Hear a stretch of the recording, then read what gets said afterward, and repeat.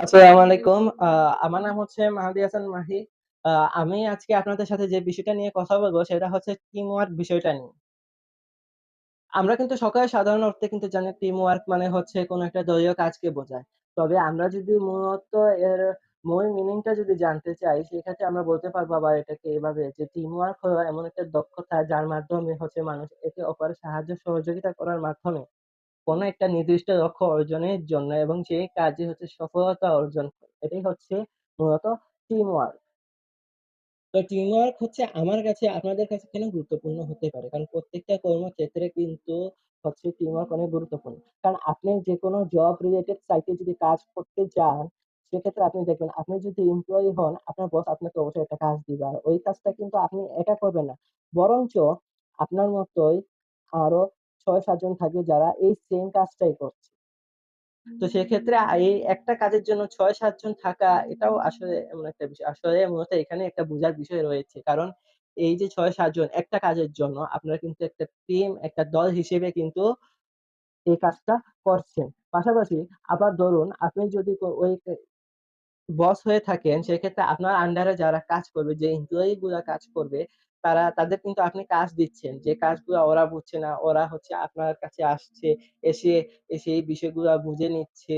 পাশাপাশি আপনি যে বিষয়টা হচ্ছে বুঝতে পারছেন না কি করবেন সেই বিষয়টা নিয়ে হচ্ছে আপনি তাদের কাছে পরামর্শ নিচ্ছেন। এই যে পরামর্শ নেওয়া, আ দেওয়া, কোনো কিছু বুঝতে না পারলে সেটা বুঝিয়ে দেওয়া, এই বিষয়গুলা কিন্তু হচ্ছে মূলত টিম ওয়ার্ক। তো প্রত্যেকটা কর্মক্ষেত্রে কিন্তু টিম ওয়ার্কটা খুবই গুরুত্বপূর্ণ করে। এবার আসুন হচ্ছে চেঞ্জ ম্যানেজমেন্ট আর ইনোভেশন এর ক্ষেত্রে আমরা যদি ধরি, টিম ওয়ার্কটা ধরে রাখা খুবই জরুরি। কারণ টিম ওয়ার্ক ততক্ষণ পর্যন্ত টিকবে যতক্ষণ পর্যন্ত আপনি একজন আরেকজনের সাথে যোগাযোগ রাখছেন, সুসম্পর্ক গঠন করে রাখছেন। এইসব ক্ষেত্রে। আপনি যদি আরেকজনের সাথে খারাপ ব্যবহার করেন, আপনারই দলের একজনের সাথে, সেক্ষেত্রে আপনার এই দলটা কিন্তু ভেঙে যাবে। এই টিম ওয়ার্কটা কিন্তু ভেঙে যাবে। সেক্ষেত্রে এই টিমকে ধরে রাখার জন্য সুসম্পর্ক পাশাপাশি একজন আরেকজনকে সাহায্য সহযোগিতা করার বিষয়টাও খেয়াল রাখতে হবে। এবার হচ্ছে আইএলসি কি ধরনের নেতৃত্ব?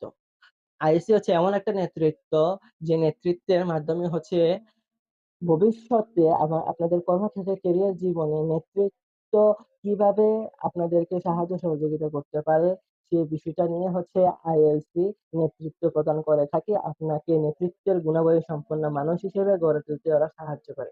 পাশাপাশি আপনার কোনো জায়গায় যদি কোনো প্রকার সমস্যা থেকে থাকে, সেই সমস্যার সমাধান করে দেয়, দুর্বলতা দূর করে দেয়, আপনার